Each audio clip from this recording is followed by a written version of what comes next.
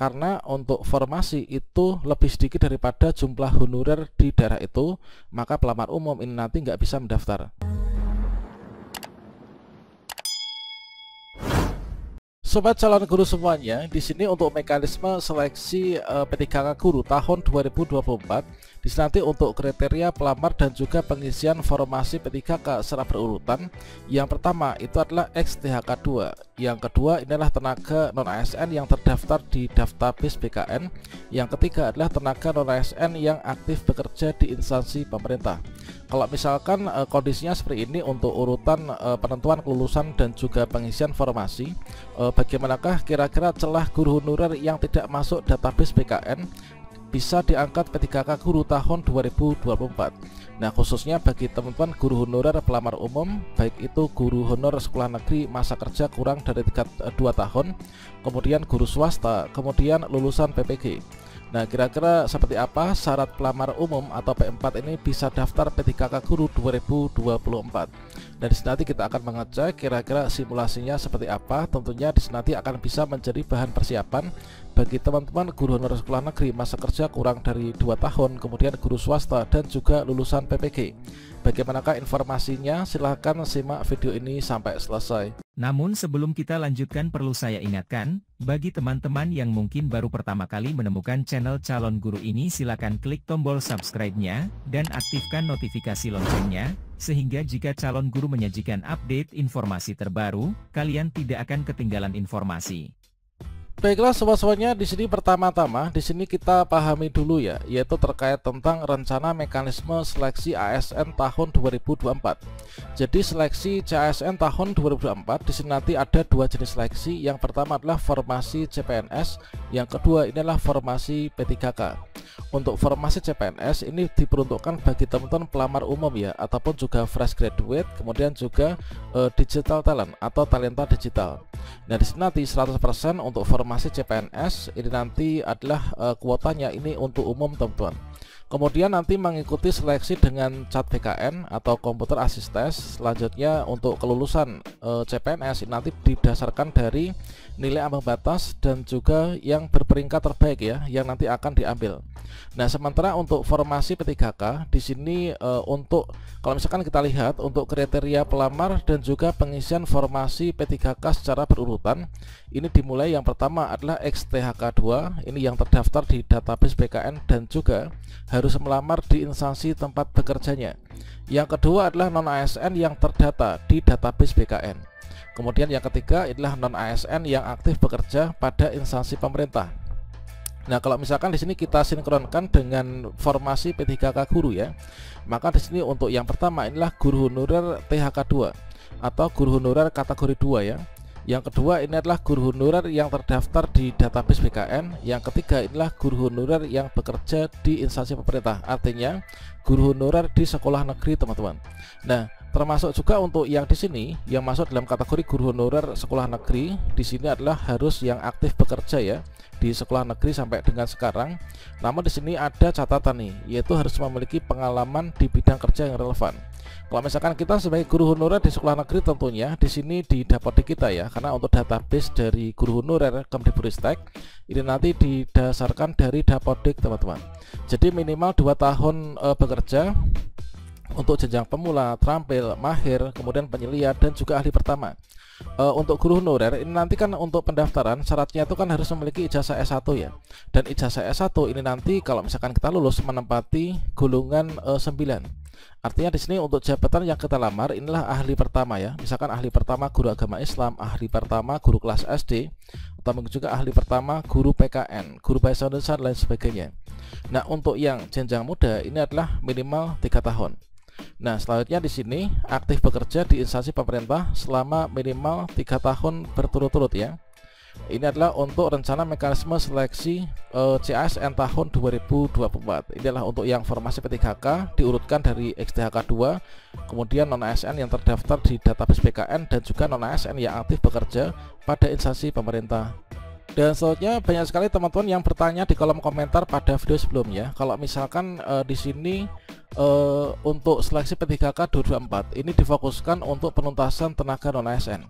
apakah nanti teman-teman yang tidak masuk dalam kategori XDHK 2 atau tidak masuk dalam kategori non ASN guru honorer yang terdaftar di atas BKN dan juga yang sekolah negeri, apakah bisa mendaftar ataukah tidak? Apakah ada peluang untuk kita nanti bisa lulus dan diangkat menjadi P3K guru tahun 2024? Nah, di sini kita cek lagi ya untuk kategori pelamar umum. Untuk yang saat ini tidak masuk dalam ketiga kategori ini, kira-kira siapa saja?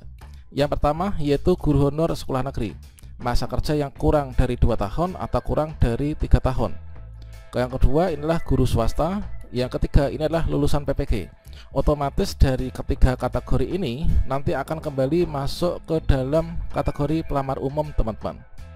Nah, apakah dari pelamar umum ini nanti guru sekolah negeri, kemudian guru swasta dan juga lulusan PPG ini nanti bisa daftar P3K guru tahun 2024? Dan di sini kalau misalkan kita cek ya, dari usulan rekomendasi Kemdikbudristek dalam upaya penuntasan ASN P3K, maka di sini nanti yaitu untuk tetap menggunakan Dapodik dan juga database lulusan PPG Kemdikbudristek.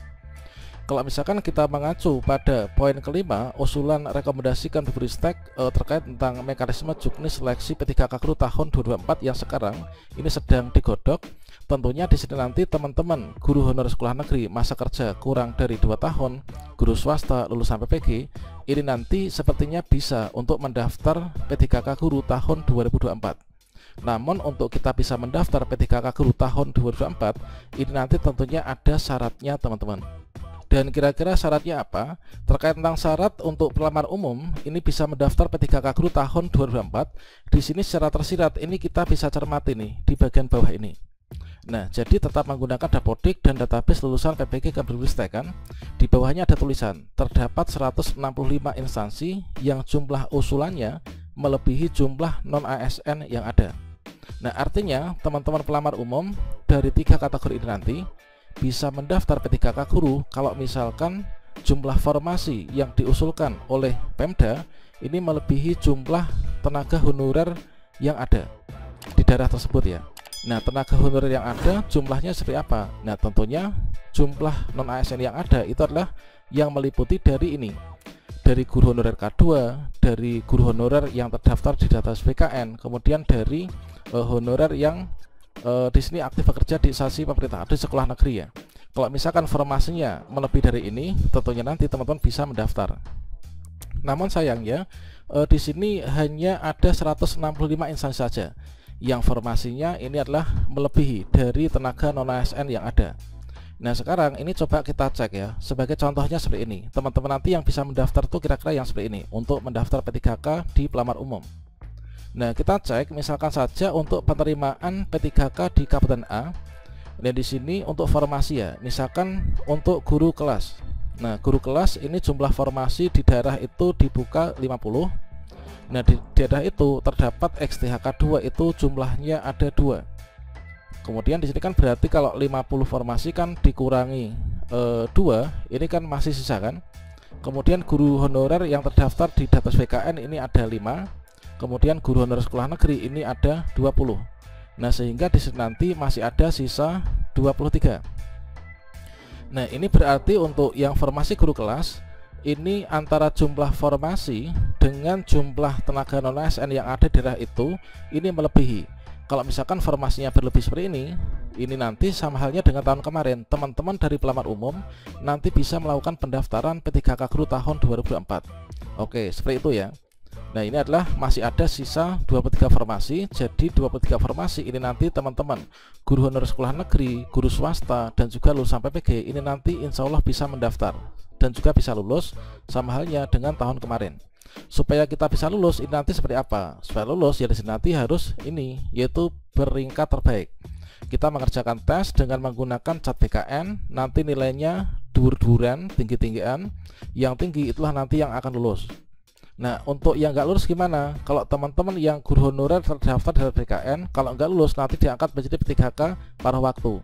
Namun kalau misalkan selain di data BKN ini nanti kita nggak bisa untuk diangkat P3K paruh waktu ya. Itulah penjelasan dari Kemenpan RB.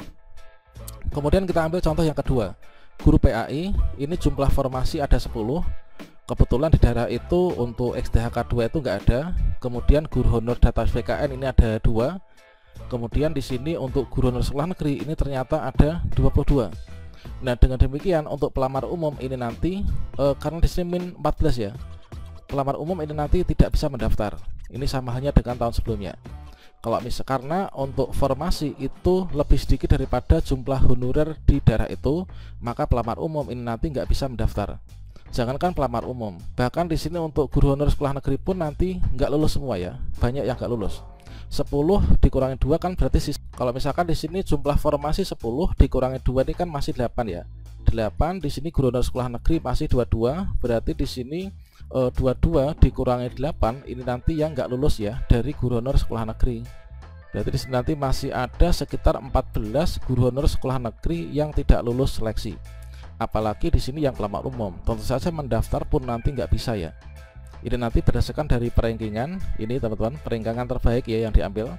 Kemudian contoh ketiga guru PJOK nih, jumlah formasi ada 15, kemudian XDHK 2 ini ada 1, guru honor database BKN ini ada 2. Kemudian untuk guru honor sekolah negeri di sini ada 3. Nah, kalau misalkan dijumlah ini 12 tambah ini berapa? 14 kan, 15 pas ya. Jadi di sini nanti seluruh pelamar untuk guru honorer THK 2, database BKN maupun juga sekolah negeri nanti bisa lulus semua. Untuk pelamar umum ini nanti nggak bisa nih mendaftar guru PJOK di sini. Untuk guru PKN misalkan jumlah formasi ada 6, XDHK 2-nya ada 3, kemudian guru honor database BKN ini ada 5. Otomatis di sini guru honor sekolah negeri nggak bisa daftar, kemudian pelamar umum ini nggak bisa mendaftar ya, karena di sini pun masih kurang. Jadi di sini ini ada 6 ya, 6 kurangi 3 ini adalah masih 3, ini masih ada 5 nih. Berarti ada 2 guru honorer di database PKN yang nanti nggak lulus. Namun di sini kita kasih nama warna hijau, ini nanti kalau nggak lulus kan di sini nanti akan diangkat menjadi P3K paruh waktu. Namun penjelasan dari Prof Nunu untuk khusus guru ini nanti nggak bisa nih untuk diangkat menjadi P3K paruh waktu. Karena apa? Karena harus memenuhi 24 jam mengajar ya.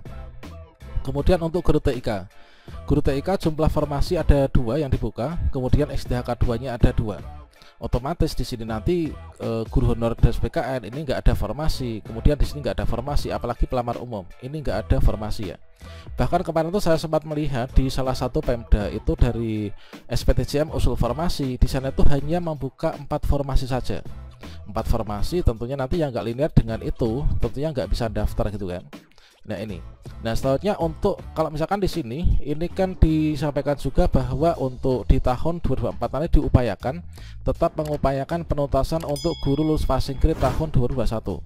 Nah, kalau misalkan ini nanti ditambahkan, tentunya di sini nanti juga masuk dalam kategori kebutuhan khusus ya, yaitu urutan dari sini XDHK 2 non ASN ini, kemudian di instansi pemerintah sepertinya nanti di urutan keempat nih untuk yang P1. Atau mungkin juga P1 nanti di sini di nomor 1. Jadi kita pantau untuk juknis terbarunya ya. Nah, selanjutnya apakah nanti untuk pelamar umum ini nanti berdasarkan dari perankingan, apakah nanti tetap ada nilai ambang batasnya ya, nanti kita pantau. Ini untuk gambaran di tahun sebelumnya itu adalah ada istilah formasi khusus dan juga formasi umum. Nah, kira-kira seperti itu. Jadi syarat untuk teman-teman dari pelamar umum bisa daftar atau enggaknya itu adalah apakah di daerah itu nanti jumlah formasinya melebihi dari jumlah non ASN yang ada. Kalau misalkan kurang dari jumlah non ASN ini nanti teman-teman mendaftar pun sepertinya tidak bisa.